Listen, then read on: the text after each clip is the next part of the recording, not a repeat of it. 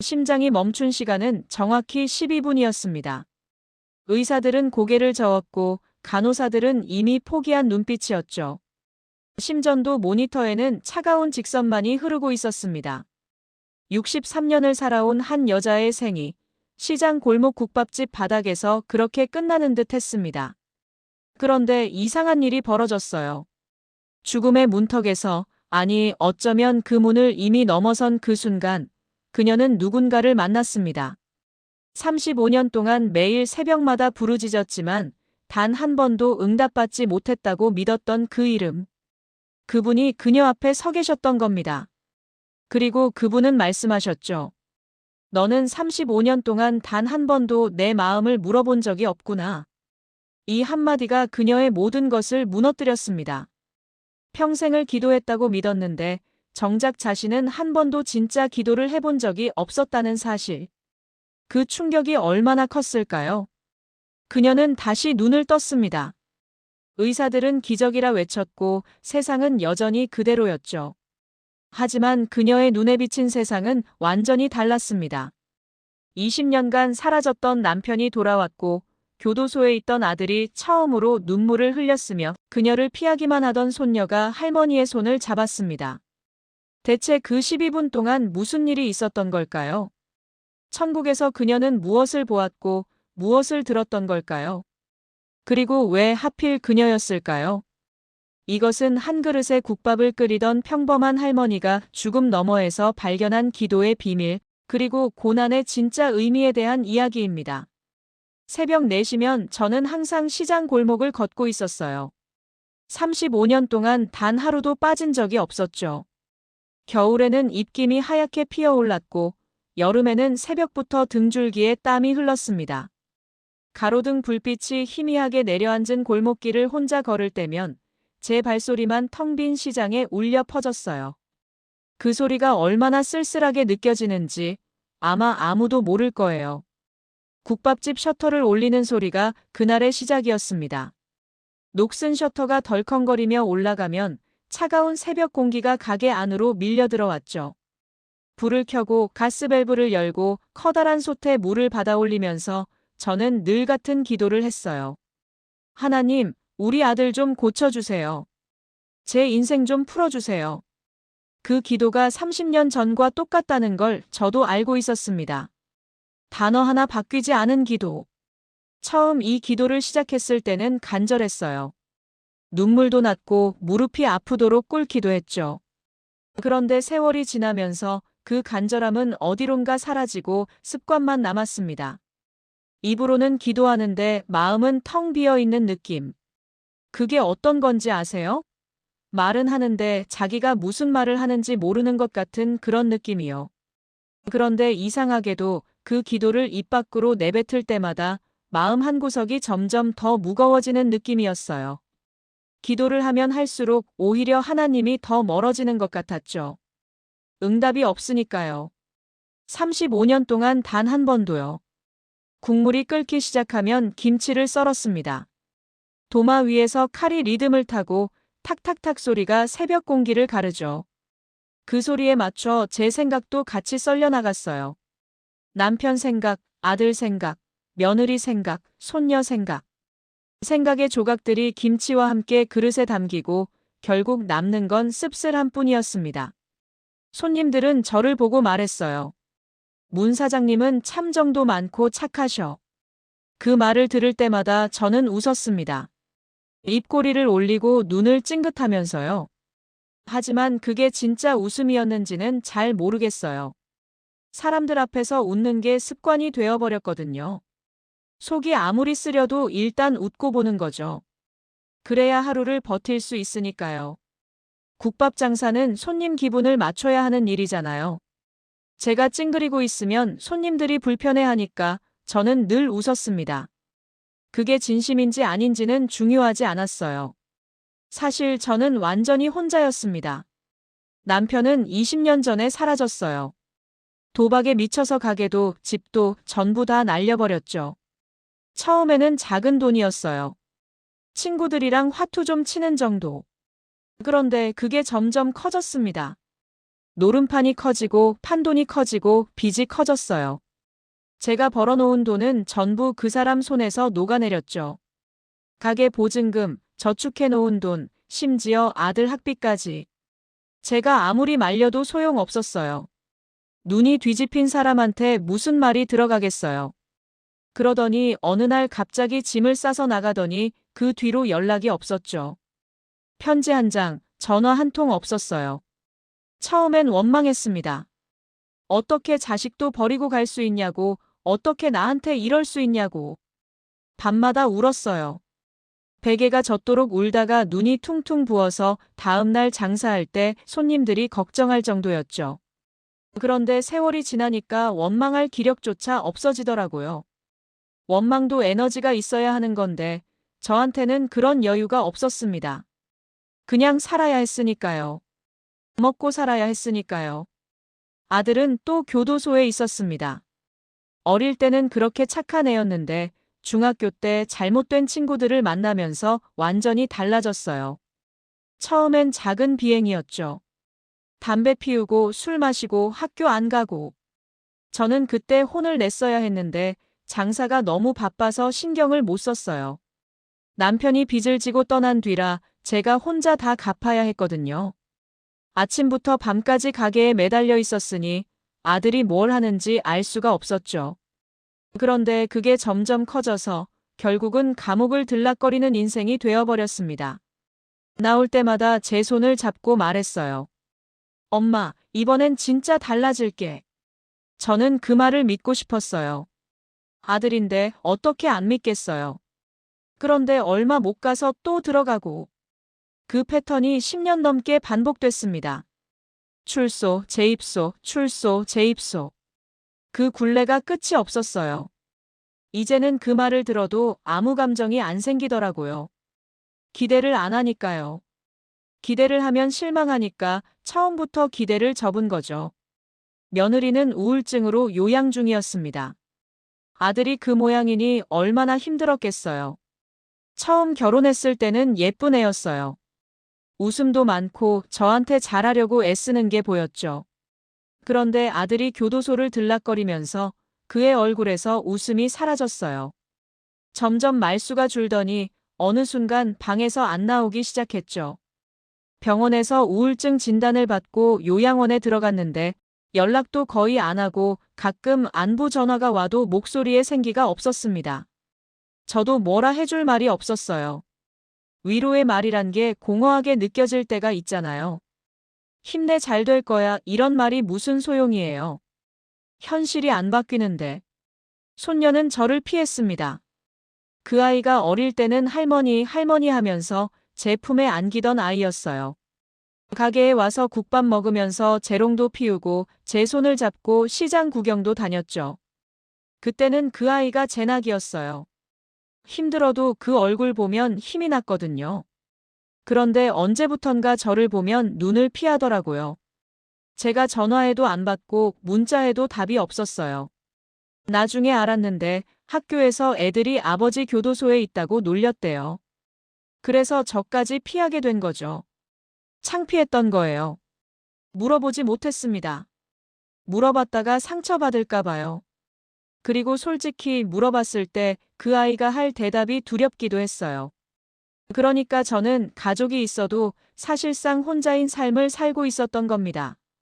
저녁에 가게 문을 닫고 집에 돌아오면 더 외로웠어요.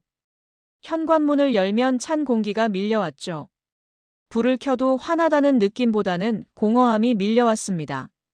방 3개짜리 집인데 그 넓이가 오히려 외로움을 키웠어요. 혼자 있기엔 너무 넓은 거죠. 밥을 차려 먹어도 맛을 모르겠고 텔레비전을 켜도 무슨 소린지 귀에 안 들어왔습니다. 그냥 소리가 필요해서 켜놓는 거였어요. 너무 조용하면 생각이 많아지니까요. 생각이 많아지면 우울해지고 우울해지면 잠을 못 자고. 그래서 텔레비전을 틀어놓고 소리로 생각을 덮으려 했죠. 잠들기 전에는 또 기도를 했어요.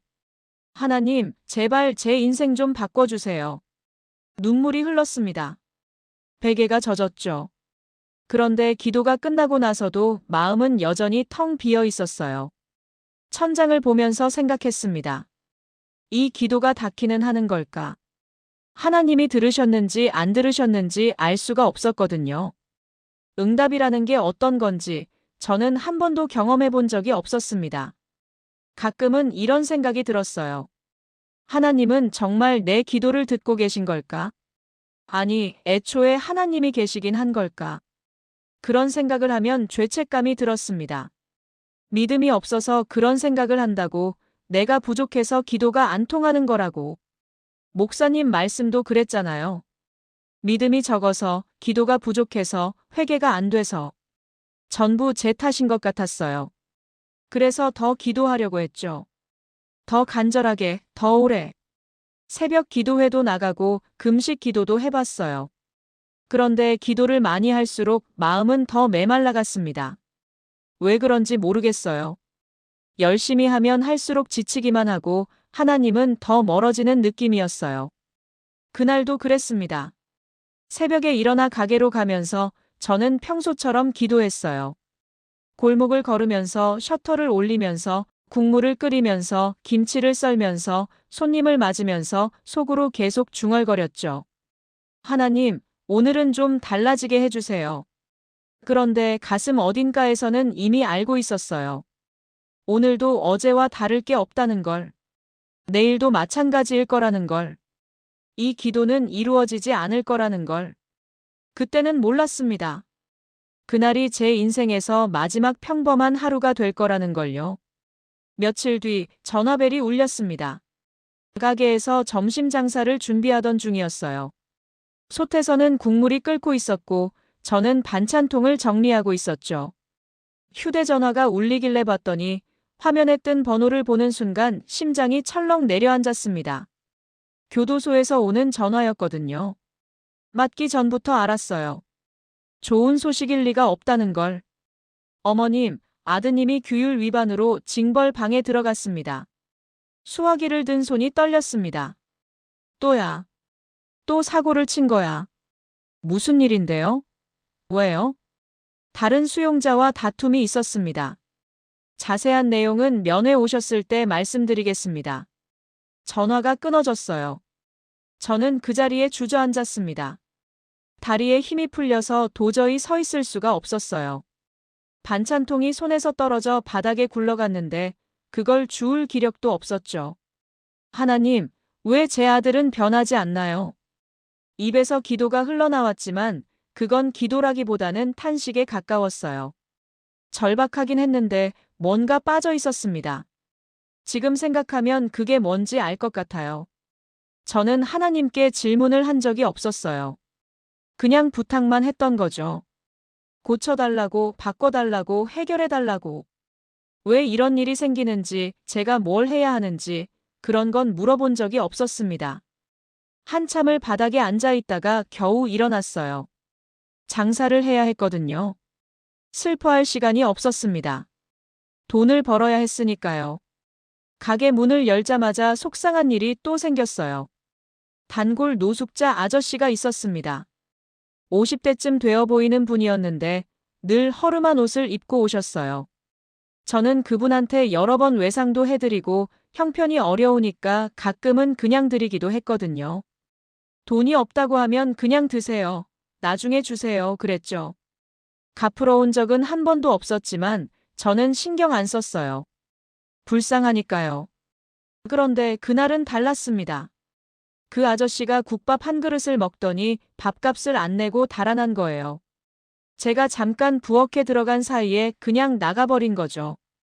어머, 저 사람 돈 안 내고 갔어요.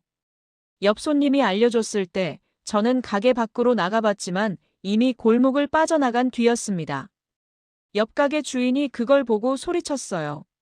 아이고, 문 사장님은 너무 착해서 탈이야. 그러니까 맨날 당하지. 장사를 그렇게 하면 남는 게 없어요. 그 말이 가슴에 박혔습니다. 착하다는 게 뭔가요? 착하면 뭐해요? 이렇게 손해만 보는데. 저는 불쌍해서 도와준 건데 되돌아온 건 배신이었어요. 허탈하더라고요. 그날따라 손님들도 유난히 신경을 긁었습니다. 국물이 짜다는 사람, 반찬이 적다는 사람, 자리가 불편하다고 투덜대는 사람. 평소에는 그냥 넘기는 말들인데 그날은 하나하나가 상처가 됐어요. 저는 계속 웃으면서 죄송합니다. 바로 갖다 드릴게요. 그랬는데 속으로는 울고 있었습니다. 퇴근하고 집에 돌아오니 아무도 없었어요.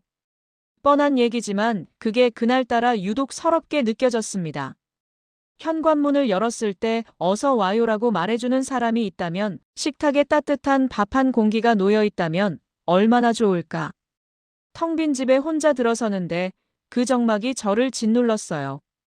그런 생각을 하다가 스스로가 한심해졌습니다. 60이 넘어서 뭘 바라는 거냐고. 이미 틀어진 인생인데. 저녁도 안 먹고 누웠어요. 배가 고프지 않았습니다. 아니, 정확히 말하면 배가 고픈지 안 고픈지도 모르겠더라고요. 감각 자체가 무뎌진 느낌이었죠. 슬픈 건지, 화가 난 건지, 지친 건지. 그냥 다 뒤섞여서 뭔지 모르겠는 감정이 가슴을 눌렀습니다. 천장을 보면서 또 기도했어요. 하나님, 제발 제 인생 좀 바꿔주세요. 눈물이 흘렀습니다. 베개가 젖었죠. 그런데 기도가 끝나고 나서도 마음은 여전히 텅 비어 있었어요. 하나님이 들으셨는지 안 들으셨는지 알 수가 없었습니다. 응답이라는 게 어떤 건지 저는 한 번도 경험해 본 적이 없었거든요. 아들 생각을 했어요. 걔가 어릴 때는 정말 착했습니다. 학교에서 상도 잘 타오고 저한테 용돈 받으면 꼭 반은 저금통에 넣고 그랬죠. 그림도 잘 그렸어요. 한 번은 제 얼굴을 그려서 가져왔는데 어찌나 귀엽게 그렸는지. 그 그림 아직도 서랍에 있어요. 그런 애가 어쩌다가 이렇게 됐을까? 잘못된 친구를 만난 게 가장 크긴 했지만 어쩌면 제 탓도 있었을 겁니다. 남편이 떠나고 나서 저는 생계에만 매달렸거든요. 아들한테 신경 쓸 여유가 없었죠. 돈 벌어서 먹여 살리는 게 전부라고 생각했어요. 밥 차려주고 학비 대주고 용돈 주면 그게 사랑이라고 생각했죠. 그런데 그게 아니었나 봐요. 그 애한테 필요했던 건 돈이 아니라 엄마의 관심이었는데 저는 그걸 몰랐습니다. 그때는 몰랐어요. 제가 왜 이렇게 무너지고 있는지, 그리고 이 무너짐이 어디로 향하고 있는지를요. 토요일 점심이었습니다.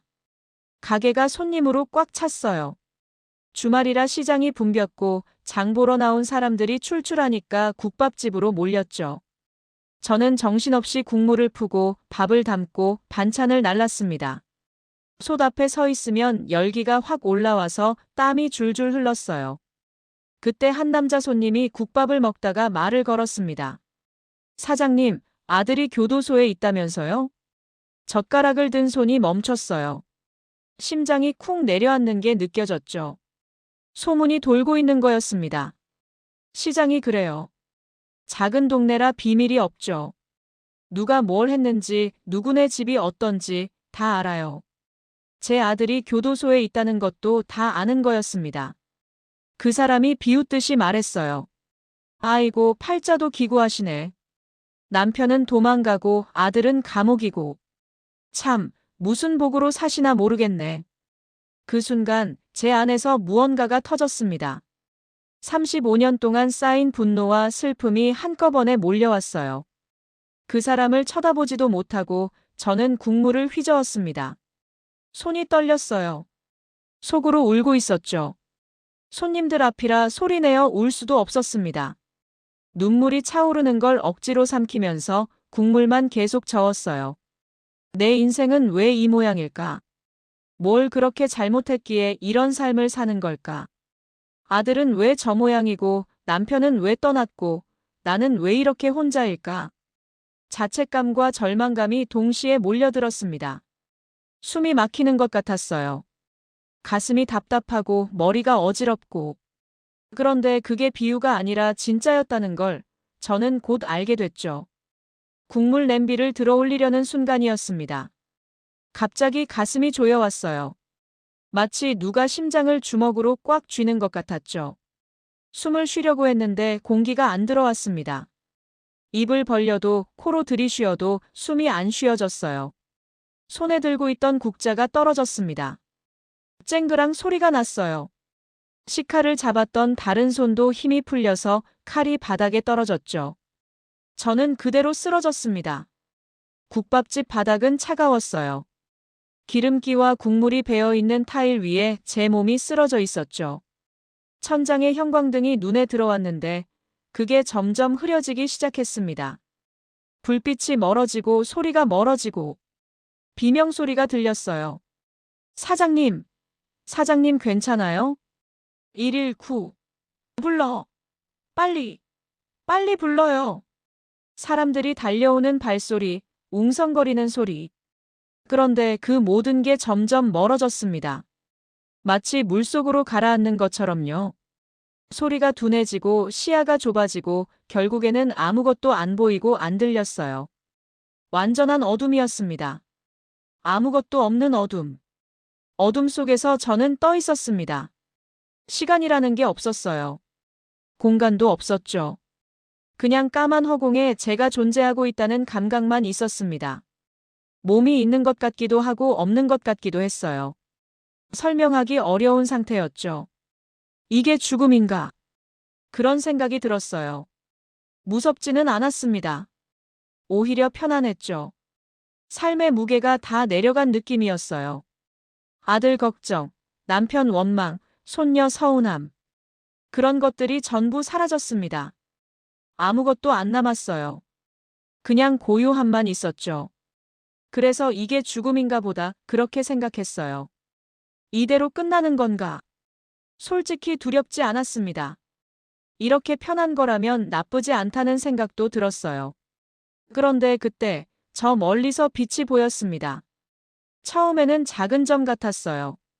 까만 어둠 속에 하얀 점이 하나 떠 있는 거였죠. 그런데 그게 점점 커졌습니다. 가까이 오는 건지 제가 가까이 가는 건지 모르겠어요. 그냥 점점 커지더니 따뜻하게 저를 감싸기 시작했습니다. 차가운 어둠과는 완전히 다른 빛이었어요. 눈이 부시지 않은데도 환했고 뜨겁지 않은데도 따뜻했습니다. 그 빛 안에 있으니까 마음이 녹는 것 같았어요. 평생 쌓인 긴장이 풀리는 느낌이었죠. 그 빛 가운데 누군가 서 계셨습니다. 형체가 뚜렷하지는 않았어요. 그런데 그분이 누구신지 저는 단번에 알았습니다. 설명할 수가 없어요. 그냥 알았죠. 머리로 안 게 아니라 가슴으로, 존재 전체로 안 거예요. 예수님이셨습니다. 저는 울부짖듯이 말했어요. 주님, 제 인생 왜 이랬나요? 왜 저는 35년 동안 쌓인 울분이 한꺼번에 터져나왔습니다. 왜 제 기도를 안 들어주셨냐고, 왜 제 아들은 저 모양이냐고, 왜 제 남편은 떠났냐고, 왜 제 인생은 이렇게 꼬이기만 하냐고. 목 놓아 울었어요. 하소연이 끝도 없이 쏟아져 나왔죠. 예수님은 조용히 들으셨습니다. 제가 다 쏟아낼 때까지 한마디도 안 하셨어요. 그냥 거기 서서 저를 바라보셨죠. 그 눈빛이 어떤 거였냐면요. 판단도 없고 꾸짖음도 없고 그냥 다 받아주는 눈빛이었어요. 제 울음이 잦아들었을 때 그분이 입을 여셨습니다.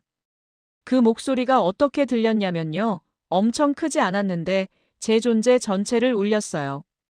뼛속까지 스며드는 것 같았습니다. 제 이름을 이렇게 부르는 목소리는 처음 들었어요. 너는 35년 동안 단 한 번도 내 마음을 물어본 적이 없구나. 그 말에 저는 얼어붙었습니다. 뭐라고요? 물어본 적이 없다고요? 내 기도는 늘 부탁뿐이었지.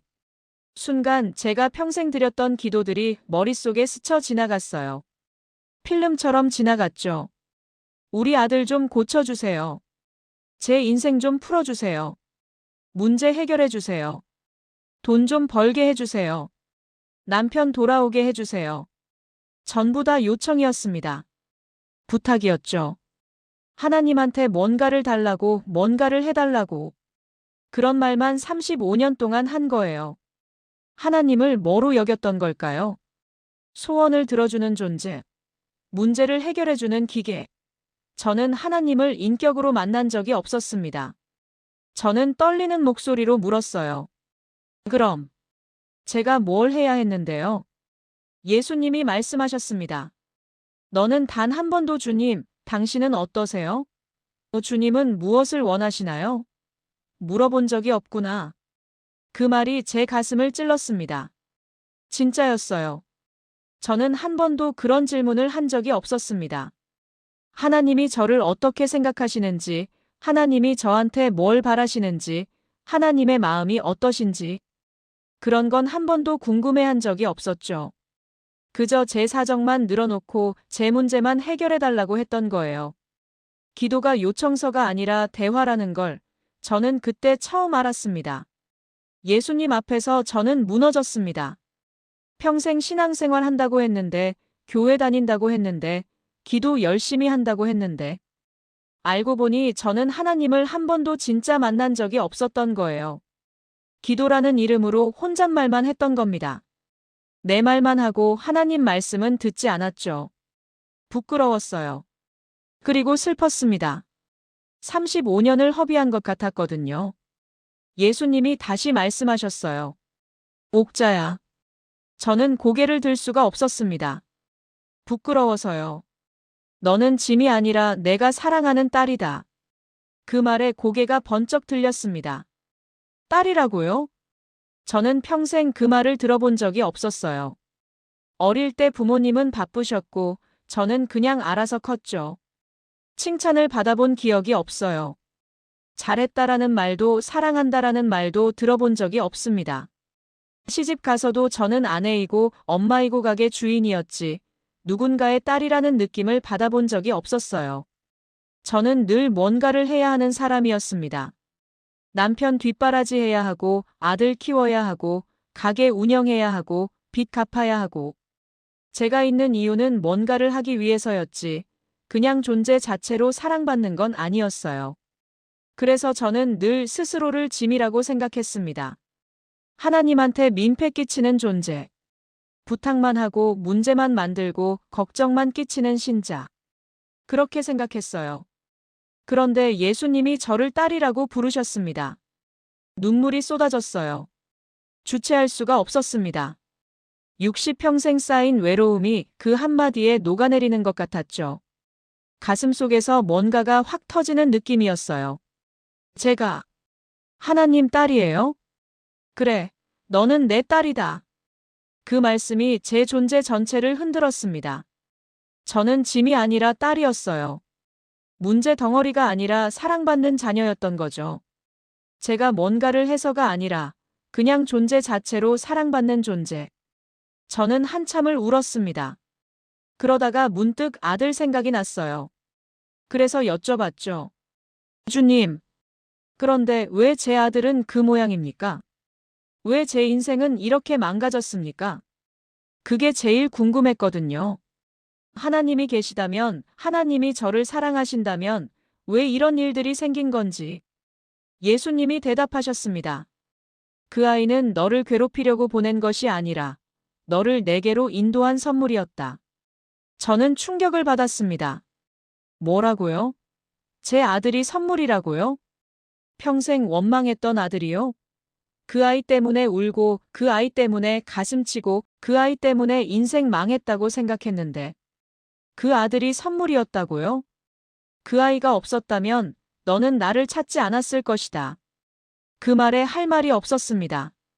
사실이었거든요. 저는 아들 때문에 기도를 시작했어요. 아들 문제가 없었다면 저는 하나님한테 매달리지 않았을 거예요.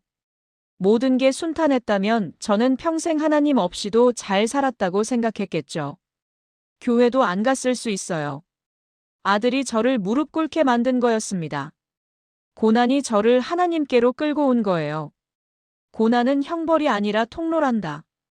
예수님 말씀이 가슴에 새겨졌습니다. 저는 평생 고난을 형벌이라고 생각했어요. 내가 뭔가 잘못해서 벌 받는 거라고 하나님이 나를 미워하셔서 이런 일이 생긴다고. 아들이 저렇게 된 것도 남편이 떠난 것도 전부 제 탓이라고 생각했죠. 저주받은 인생이라고요. 그런데 아니었습니다. 고난은 저를 하나님께로 인도하는 길이었던 거죠. 아들이 없었다면, 남편이 안 떠났다면 저는 지금 여기 이렇게 예수님 앞에 서 있지 않았을 거예요. 예수님이 마지막으로 말씀하셨습니다. 이제 돌아가거라. 그리고 기억해라. 기도는 긴 시간이 필요 없다. 진심 어린 1분이면 된다. 1분이요? 그래, 1분. 하지만 그 1분 안에 진심을 담아라. 내 마음을 물어라. 저는 그 말씀을 가슴에 새겼습니다. 1분 기도. 길게 할 필요 없다. 진심을 담아서 주님 마음을 물어라. 그리고 다시 떨어지기 시작했어요. 빛이 멀어지고 따뜻함이 사라지고 다시 어둠이 찾아왔습니다. 그런데 이번에는 그 어둠이 무섭지 않았어요. 제가 돌아갈 곳을 알고 있었으니까요. 눈이 떠졌습니다. 천장에 형광등이 보였어요. 국밥집에 기름때 묻은 천장이 아니라 하얗고 차가운 천장이었죠. 살아났어요. 살아났어요. 누군가 외치는 소리가 들렸습니다. 심정지 12분 만에 회복이야. 기적입니다. 의사와 간호사들이 분주하게 움직이는 게 보였어요. 저는 병원 침대에 누워 있었습니다. 산소 마스크가 코와 입에 씌워져 있었고 팔에는 수액줄이 연결되어 있었죠. 저는 살아 돌아온 거였습니다. 천장을 보면서 예수님의 빛을 떠올렸어요. 병원 형광등은 그 빛과 완전히 달랐습니다. 차갑고 인공적이었죠. 그런데 제 마음은 뜨거웠어요. 방금 본 것들이, 들은 말씀들이 전부 생생했거든요. 꿈이 아니었습니다. 저는 진짜 예수님을 만나고 온 거였어요. 병실로 옮겨지는 중에 저는 계속 그 말씀을 되뇌었습니다. 너는 내 딸이다. 기도는 1분이면 된다. 고난은 통로다. 그 말씀들이 제 안에서 계속 울려 퍼졌어요. 절대 잊으면 안 될 것 같았습니다. 병실에 들어가고 얼마 지나지 않아 문이 열렸습니다. 누군가 들어왔어요. 저는 처음엔 의사인 줄 알았는데 아니었습니다. 수척하고 초라한 모습의 남자. 제 남편이었어요. 20년 만에 보는 얼굴이었습니다. 머리는 하얗게 새었고 얼굴에는 주름이 가득했죠. 어딘가에서 떠돌다 왔는지 옷은 낡아 있었어요. 살이 많이 빠져서 볼이 푹 꺼져 있었습니다. 그가 제 침대 앞에 섰습니다. 눈에 눈물이 고여 있었어요. 옥자야. 미안하다. 그 말이 허공에 떨어졌습니다. 내가 쓰러졌다는 소식을 듣고 이제라도 돌아오고 싶어서. 저는 그 사람을 봤습니다. 20년 동안 원망했던 사람이에요. 가정을 망치고 저한테 모든 짐을 떠넘기고 비겁하게 도망갔던 사람. 저는 그 사람을 죽도록 미워했습니다. 이 사람만 아니었으면 내 인생이 이렇게 되지 않았을 거라고 수천 번은 생각했죠. 그런데 이상하게도 지금은 미움이 안 느껴졌어요. 예수님 말씀이 떠올랐습니다. 기도는 1분이면 된다. 내 마음을 물어라. 저는 눈을 감았습니다. 주님, 지금 제가 뭘 하면 될까요? 마음속으로 짧게 여쭤봤어요. 1분도 안 됐을 거예요. 그런데 뭔가가 떠올랐습니다. 생각이라기보다는 마음에 스며드는 느낌이었죠. 용서해라. 그 두 글자가 가슴에 들어왔습니다. 저는 눈을 떴어요. 남편을 봤습니다. 20년 동안 쌓인 원망이 있었지만 그 순간 저는 선택을 했어요. 감정이 아니라 선택이었습니다. 여보, 같이 다시 살아봅시다. 남편의 눈에서 눈물이 흘러내렸습니다. 저도 울었어요. 그건 용서의 눈물이었습니다. 퇴원하고 저는 교도소로 면회를 갔습니다. 아들을 만나러 가는 길이 이렇게 떨릴 줄 몰랐어요. 전에는 가기 싫었거든요. 면회를 가면 왜 이러냐, 왜 나만 고생이냐 그런 말만 했었으니까요. 아들 얼굴 보는 게 화가 났어요. 그 얼굴을 보면 제 인생의 모든 실패가 떠올랐거든요. 그런데 이번에는 달랐습니다. 면회실에 들어갔을 때 아들이 창살 너머에 앉아 있었습니다. 제가 알던 그 얼굴이었어요. 그런데 이상하게도 다르게 보였죠. 예전에는 이 아이가 제 인생의 저주처럼 느껴졌는데 지금은 그냥 아들이었어요. 제 배 아파 낳은 아들. 힘들어 보이는 아들. 길을 잃은 아들. 아들이 고개를 숙이고 있었습니다. 창피하니까 저를 안 보려는 거였죠. 늘 그랬거든요. 면회 올 때마다 고개를 못 들었어요. 저는 먼저 입을 열었습니다. 아들아. 아들이 고개를 들지 않았어요. 엄마가 이제야 사랑이 뭔지 알았다. 그 말에 아들이 고개를 들었습니다. 눈이 마주쳤어요. 아들의 눈에 당혹감이 어려 있었죠. 엄마가 갑자기 왜 이러나 그런 표정이었어요. 원래는 탄식하고 한숨 쉬고 원망하는 엄마였는데 저는 창살 사이로 손을 넣어 아들의 손등을 잡았습니다. 내가 있어서 엄마는 하나님을 만났다. 그 말이 나오는 순간 제 눈에서 눈물이 흘렀어요. 진심이었거든요. 만약 이 아이가 없었다면 저는 하나님 없이도 잘 사는 줄 알았을 거예요. 이 아이가 저를 무릎 꿇게 만들었고 결국 그 무릎이 저를 하나님께로 이끌었죠. 이 아이는 저주가 아니라 선물이었습니다. 아들의 눈에서도 눈물이 흘렀어요. 처음이었습니다. 이 아이가 제 앞에서 우는 걸 본 게요. 어릴 때 울던 거 말고는 처음이었죠. 아들이 입을 열었습니다. 엄마, 미안해. 그 목소리가 떨리고 있었어요. 나 때문에 엄마가 고생만 하고. 저는 아들의 손을 꼭 잡았습니다. 미안할 거 없다. 이제부터 다시 시작하면 되지. 그 작은 순간이 저와 아들 사이에 무언가를 바꿔놓았습니다. 벽이 허물어지기 시작했어요. 가게로 복귀했습니다. 같은 시장, 같은 국밥집, 같은 국물. 그런데 완전히 다른 느낌이었어요. 예전에는 새벽에 일어나는 게 고역이었는데 지금은 달랐습니다. 기대가 됐죠. 오늘은 누구를 만날까? 오늘은 어떤 일이 있을까? 셔터를 올릴 때 가슴이 두근거렸어요. 손님들은 제 변화를 느꼈는지 이상하다는 표정을 짓기도 했습니다. 사장님, 요즘 뭔가 달라진 것 같은데? 얼굴이 밝아지셨어요. 저는 웃었어요. 그래요? 같은 사람인데. 국물은 그대로였습니다. 레시피 하나 안 바꿨거든요. 같은 재료, 같은 양념, 같은 불 조절. 그런데 손님들이 말했어요. 국밥 맛이 달라졌다고. 더 깊어졌다고. 무슨 소린지 모르겠지만 아마 제가 달라져서 그런 거겠죠. 같은 국물인데 끓이는 사람 마음이 다르니까 맛도 다른 건가 봐요. 저는 손님 한 명 한 명을 다르게 보기 시작했습니다.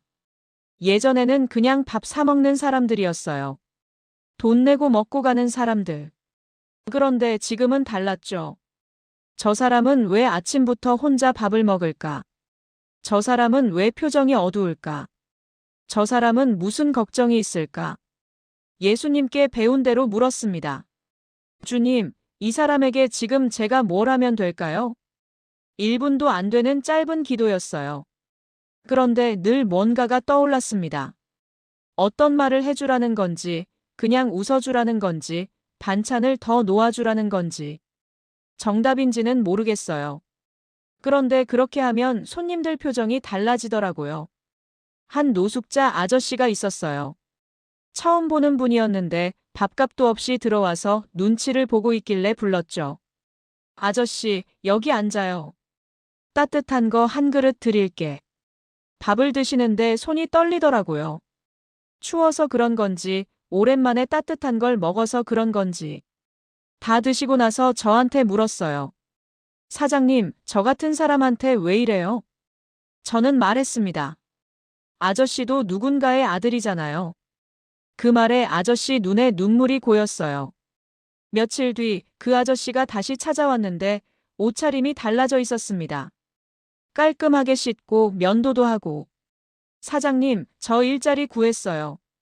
공사장인데 밥은 주더라고요. 저는 기뻤습니다.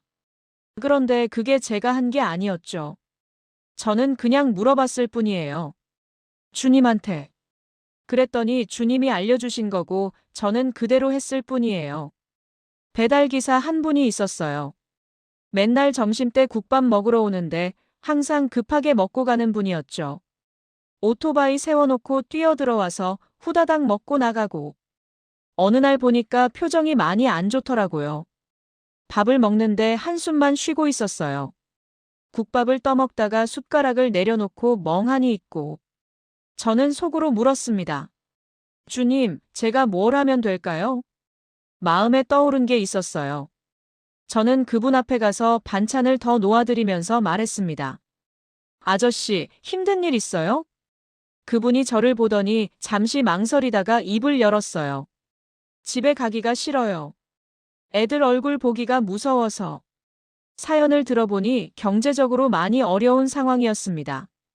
배달을 해도 돈이 안 모이고 빚은 쌓이고 가족들한테 짐이 되는 것 같아서 집에 들어가기가 겁난다고 하더라고요.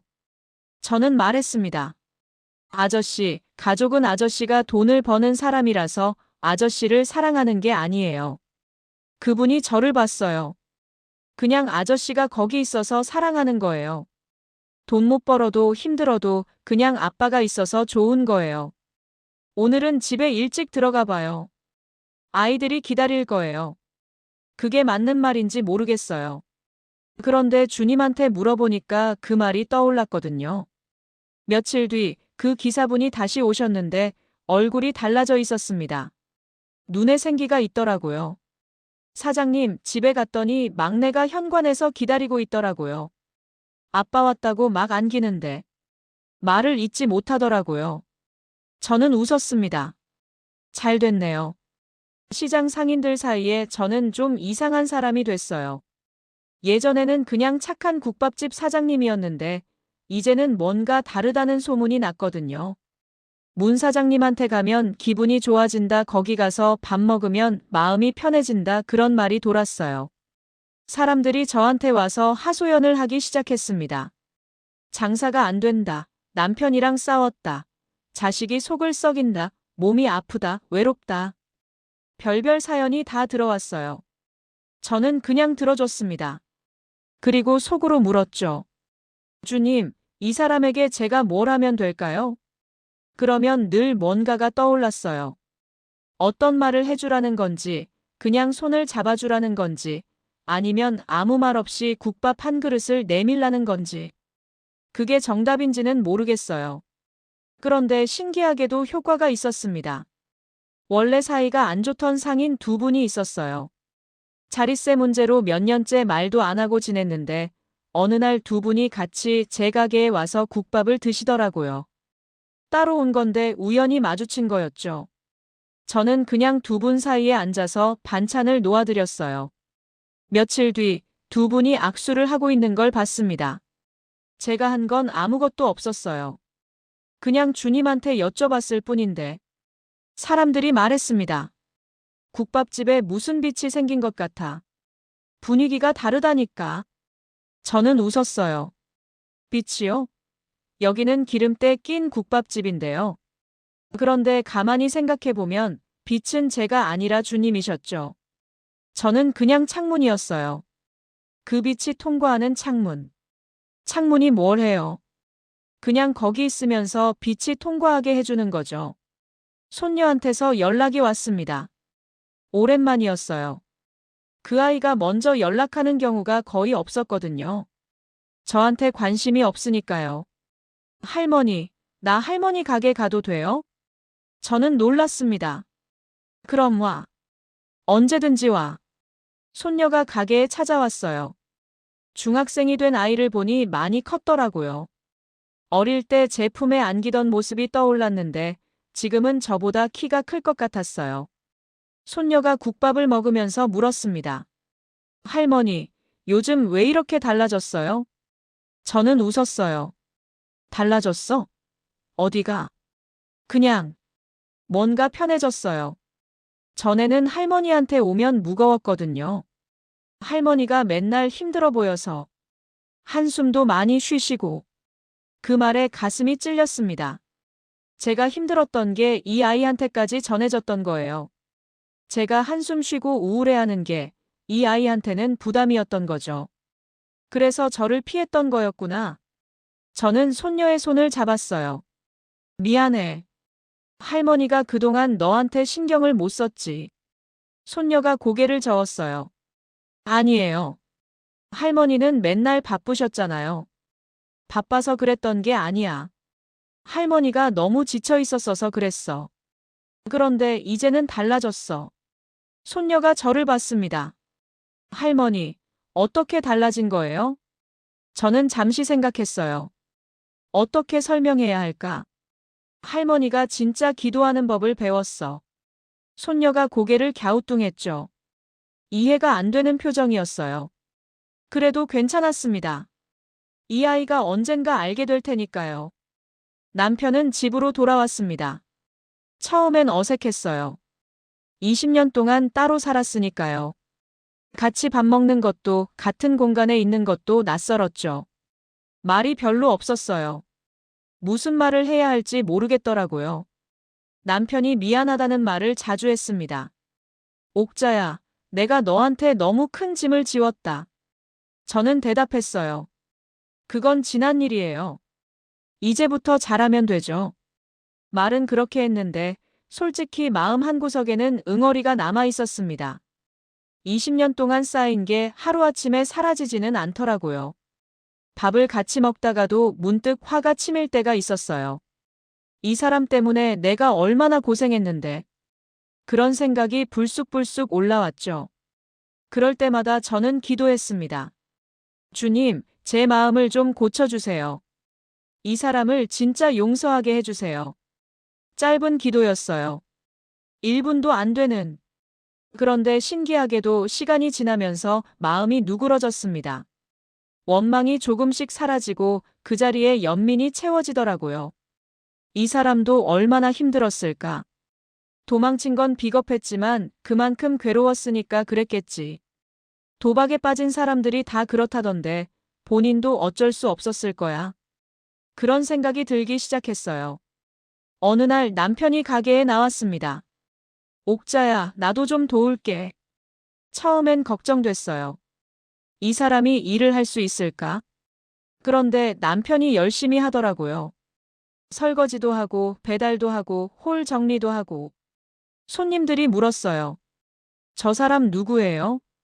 저는 말했습니다. 제 남편이에요. 그 말을 할 때 이상한 기분이 들었어요. 20년 만에 남편이라는 단어를 입에 올리는 거였거든요. 남편이 저를 보면서 웃었습니다. 저도 웃었어요. 그렇게 조금씩, 아주 조금씩 가족이 다시 만들어지고 있었습니다. 아들이 출소했습니다. 저는 교도소 앞에서 기다렸어요. 남편도 같이 갔죠. 문이 열리고 아들이 나왔을 때 저는 가슴이 두근거렸습니다. 이번에는 다를까? 진짜 달라질까? 아들이 저를 보더니 멈췄어요. 그리고 천천히 걸어왔죠. 엄마. 아들의 눈이 빨갛게 충혈되어 있었습니다. 나 이번엔 진짜 달라질게. 그 말을 몇 번이나 들었는지 모르겠어요. 그런데 이번에는 뭔가 달랐습니다. 아들의 눈빛이 달랐어요. 예전에는 불안하고 초조한 눈빛이었는데 지금은 뭔가 결심한 사람의 눈빛이었죠. 저는 아들을 안았습니다. 그래, 같이 다시 시작하자. 남편도 아들을 안았어요. 20년 만에 셋이 함께 서 있었습니다. 완전한 가족은 아니었어요. 며느리는 아직 요양 중이었고 상처도 아물지 않았죠. 갈 길이 멀었습니다. 그런데 적어도 방향은 맞았어요. 흩어졌던 것들이 다시 모이기 시작했으니까요. 가게 문을 닫을 시간이었습니다. 저는 마지막 설거지를 마치고 불을 껐어요. 작은 의자를 끌어다가 앉았죠. 예전에는 이 시간이 가장 허전했어요. 하루가 끝났는데 남는 게 없는 느낌. 그런데 지금은 달랐습니다. 저는 눈을 감았어요. 주님, 오늘은 어떤 하루였나요? 제가 뭘 하면 기뻐하실까요? 짧은 기도였습니다. 1분도 안 됐을 거예요. 예전처럼 길고 공허한 기도가 아니었죠. 그냥 짧고 깊은 대화. 주님한테 제 사정을 늘어놓는 게 아니라 주님 마음을 여쭤보는 거. 조용한 대답이 가슴에 스며들었습니다. 옥자야, 너는 이제 나의 딸이다. 눈물이 흘러내렸어요. 삶이 완전히 바뀐 건 아니었습니다. 아들은 여전히 불안정했고 남편과의 관계도 아직 어색했고 며느리는 아직 요양 중이었죠. 가게 장사도 잘 될 때가 있고 안 될 때가 있었어요. 문제가 사라진 게 아니었습니다. 그런데 제 마음이 달라졌어요. 문제가 없어서 평안한 게 아니라 문제가 있어도 평안할 수 있다는 걸 알게 된 거죠. 기도는 문제를 해결해 달라고 조르는 게 아니라 그 문제 속에서 주님과 대화하는 거라는 걸 알게 됐습니다. 기도는 요청이 아니라 대화였어요. 감정이 아니라 선택이었죠. 그리고 고난은 형벌이 아니라 통로였습니다. 창밖을 봤어요. 시장 골목에 가게들이 하나둘 불을 끄고 있었습니다. 그런데 어떤 가게들은 아직 불이 켜져 있었죠. 저는 생각했어요. 저 불빛들 하나하나가 사람들의 삶이구나. 다들 각자의 짐을 지고 살아가는 거구나. 각자의 고난이 있고 각자의 눈물이 있고. 그리고 저도 그 불빛 중 하나였습니다. 예수님이 저를 통해 작은 빛을 비추시는 거죠. 저는 그 빛의 원천이 아니에요.